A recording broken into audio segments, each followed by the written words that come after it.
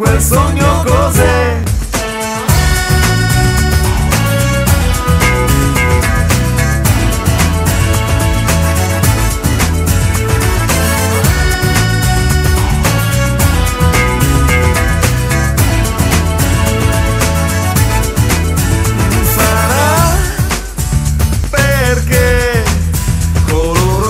Attorno a noi, qui il sole non ci lascia mai. Se resterà in te, so che mai non ti perderai. Se c'è un motivo tra di noi, so che mi parlerai. Cambio canzone e poi, tranne la vita quanto tempo c'è.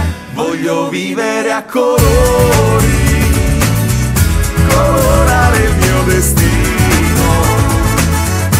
Voglio un giorno senza fili che mi muovono le mani.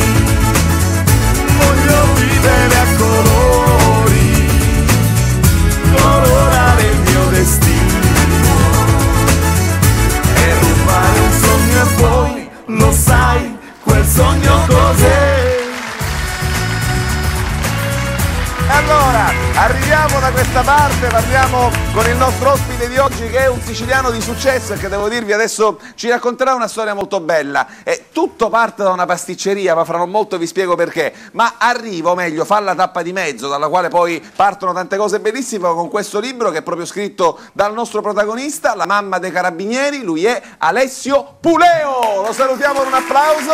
Ciao Alessio, benvenuto. E allora, con Alessio vogliamo raccontarvi una bella storia, perché Alessio, è vero, tutto parte da una pasticceria, perché comunque tu sei un pasticcere, è una pasticceria tra l'altro di grande successo, quindi diciamo è un'attività importante. Sì, diciamo che l'attività primaria è sempre stata quella primaria, anche se adesso svolgo un'altra attività secondaria. E la cosa bella è che anche se oggi svolgi un'attività secondaria importante, tu continui comunque a collaborare in pasticceria. È sempre la primaria. Da buon siciliano, il lavoro sicuro non si lascia mai. Continuo a considerarlo un hobby questo, anche se adesso ha assunto un aspetto abbastanza professionale, per me è sempre un hobby. E allora Alessio, come ti devo presentare? Pasticcere l'abbiamo detto, attore, va bene, sì. Scrittore, regista, e basta. Autore, che devo dire di te? Mi bastano queste cose, basta. Allora io devo anche dire già carabiniere.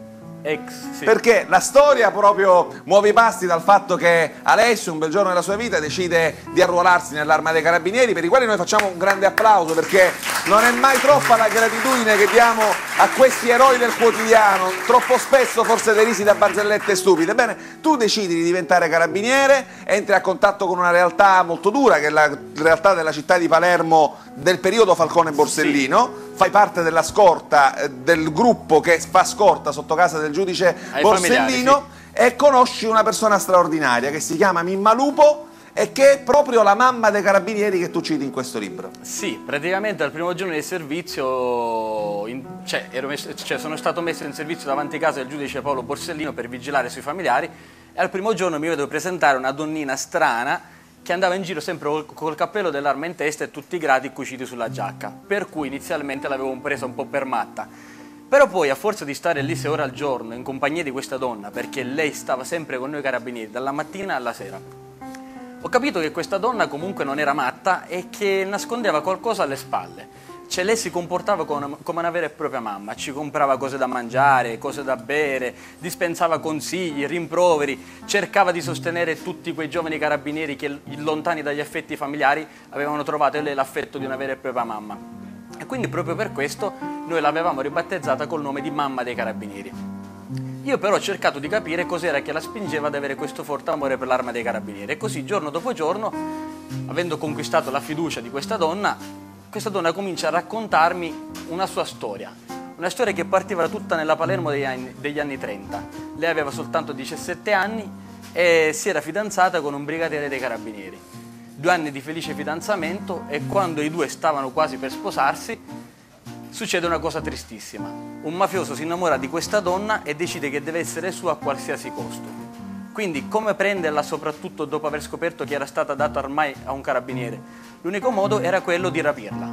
Quindi questa donna viene rapita e da qui comincerà una tristissima odissea che andrà avanti fino ai giorni nostri, si incrocerà col triste destino del giudice Paolo Borsellino, perché lei diventerà amica del giudice, e poi praticamente si va a riversare verso tutti quei carabinieri che giornalmente stazionano davanti alla casa del giudice. E quindi lei fa un po' da mamma a questi carabinieri? Sì, perché praticamente ha rivisto in quei giovani carabinieri il suo vecchio amore in divisa. E quindi un po' la sua storia. Ti fermo un attimo perché Mauro Quattrocchi adesso ci manda un contributo RVM, un video che ci fa capire ancora meglio chi è Alessio Puleo. Video!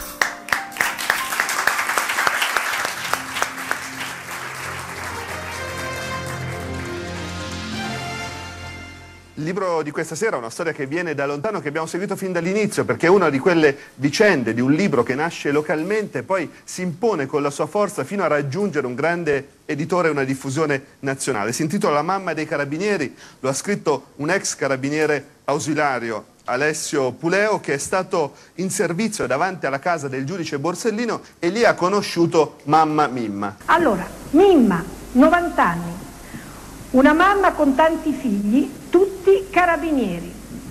Facciamo entrare Alessio, che ha scritto il libro La mamma dei carabinieri. Ciao Alessio, benvenuto. Allora, accomodati perché tu hai scritto il libro e noi dal libro traiamo tutta la storia. Diamo il benvenuto a Domenica Lupo, per tutti da sempre Mimma Lupo, 90 anni, auguri signora, una signora che per molti anni ha vissuto davanti alla casa di Paolo Borsellino. Ma Lupo, senti, questa cosa ha immediatamente attirato l'attenzione di tutti i media nazionali, Alessio. Beh sì, questi che abbiamo visto sono soltanto alcuni dei tanti programmi Rai e Mediaset che ho girato. E comunque la cosa mi rende davvero felice proprio perché sono davvero riuscito a mantenere in vita una storia che probabilmente tra qualche anno, con la scomparsa di questa donna, perché ha 95 anni, sarebbe scomparsa. Non è che gliela stai tirando, no, dico, per carità, ancora è viva Mimma, altri 100 anni, però dico, alla scomparsa di questa donna questa storia sarebbe stata sepolta insieme a lei. Beh, bella, una storia bella. Senti, dobbiamo anche ringraziare Filippo Vitale, che è collaboratore alla stesura del testo. Perché tutto questo progetto inizialmente era nato come sceneggiatura cinematografica. Ecco, ora ci arriviamo perché state girando il film. La cosa bellissima è che questo libro è già alla sua terza ristampa. Sì. Le prime due sono state due stampe fatte da case editrici siciliane. Navarra Editore, sì. Mentre poi la Longanesi Editore, quindi Tiratura Nazionale, ha deciso di prenderne i diritti. Italiano, sì. Tra l'altro nella seconda edizione, proprio perché è arrivata tra le mani della sorella del giudice Borsellino, quindi di Rita Borsellino, Rita ha scritto la prefazione al libro. Sì, perché inizialmente la prima pubblicazione era andata in stampa senza prefazione. Così ho portato una copia di quel mio libro alla dottoressa Rita Borsellino, che dopo averlo letto mi ha subito ricontattato per dirmi: guarda, mio fratello mi aveva così tanto parlato di questa donna, ma non sapevo che avesse una storia così bella alle spalle. E quello fu il momento in cui abbiamo colto l'occasione per chiedere la prefazione e lei si è subito proposta, è stata una bella cosa. Proveremo a portarla, ne parliamo con Giovanni Di Prima, con Prima Musica, chissà che non riusciamo, magari la andiamo a prendere direttamente a portarla qui in studio. Senti, progetto di editoria che diventa un progetto cinematografico ora. Sì, come dicevo poco fa, inizialmente questo progetto era nato come sceneggiatura cinematografica, proprio perché io faccio l'attore teatrale e quindi quando mi innamoro di una storia la prima cosa che faccio è quella di immaginarla su un palco, su uno schermo televisivo. Per cui, innamorato di questa storia, ho subito messo su una sceneggiatura cinematografica. Purtroppo gli alti costi di produzione, proprio perché si tratta di un film in costume, mi hanno costretto ad accantonarlo. Ma non arrendendomi ho detto, beh, lo romanzo, lo lancio come romanzo perché sono più che sicuro che questa storia farà successo. E avvalendomi della collaborazione del mio amico Filippo Vitale abbiamo romanzato quella sceneggiatura su cui avevo lavorato per 4 anni e questo è stato il risultato. Ma che bravo, bravo davvero. Grazie. Alessio Puleo, progetti futuri?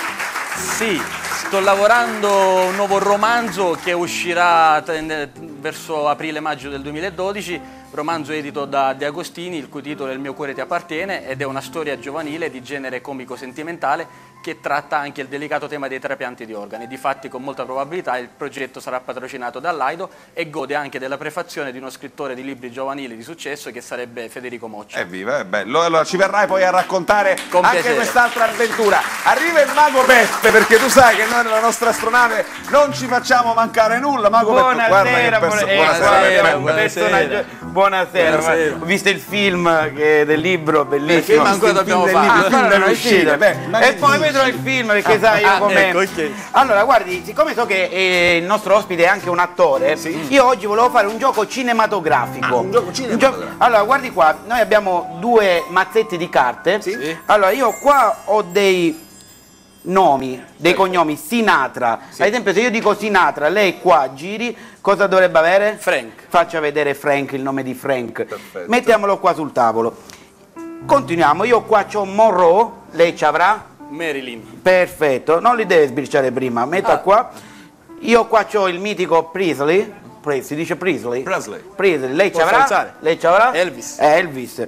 Continuiamo per poco, Chaplin. Charlie. Chaplin, Charlie. Hai sbagliato. Allora, Lauren. Stan. Allora, ok, Grande comunque Stanlio. abbiamo vari nomi e vari cognomi. Ora chiuda i nomi, mescoli,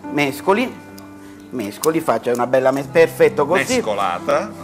Metta qua, prenda anche questo qua, mescoli anche questo. Signori, ora il gioco avrà dell'incredibile perché io ho fatto una piccola previsione. Sì. Metta qua l'altro mazzetto. Perfetto. Allora, io non volevo toccare le carte. Sì. Continuerò a non toccarle. Sopra, in cima ad ogni mazzetto c'è un nome e un cognome. La mia previsione Sì. dovrebbe combaciare, se tutto va bene. Ha mescolato lui, io non Sulla ho toccato. prima carta. Sì, prenda la prima carta, la giri. Signori, c'è... Charlie. Metta qua. Charlie, quindi Charlie. qua. Dovrebbe esserci Chaplin. Signori, e facciamo un grande applauso al grande Charlie Mago Peppe. No, Cioè, no. Mago Pep, sei sempre imbecille, è Monroe. Charlie Monroe. Non Per esiste. riuscire doveva essere Charlie Chaplin, no Charlie Monroe. Quindi la previsione si è andata a fare benedire. Capito, però ha fatto tutto lui, cioè nel senso che ha beh, ma lei ha proposto il gioco, Mago. se facevo io magari poteva riuscire meglio, però io ho fatto una piccola previsione qua. La mia previsione, signori, è questa. È Charlie Monroe. Ma guarda, Mago Peppe! Ma che bravo! Guarda che ha fatto il Mago Peppe! Bravo Mago! Ma dietro la roba chi ve la rulla? Charlie Monroe, Mago grazie, Peppe, viva il Mago Peppe, viva il Mago Peppe! Allora noi salutiamo con un applauso il nostro Alessio Puleo. Io voglio ricordarvi ancora una volta questa pubblicazione molto bella, La mamma dei carabinieri. Questa Alessio adesso l'autograferà e la lascerà qui agli amici di Telecolorissimi. Intanto ti Grazie a ringrazio te, davvero Ruggero. moltissimo per essere stato con noi e ti auguro ogni bene, un 2012 straordinario. Grazie di Evviva cuore. Alessio Buonasera. Puleo!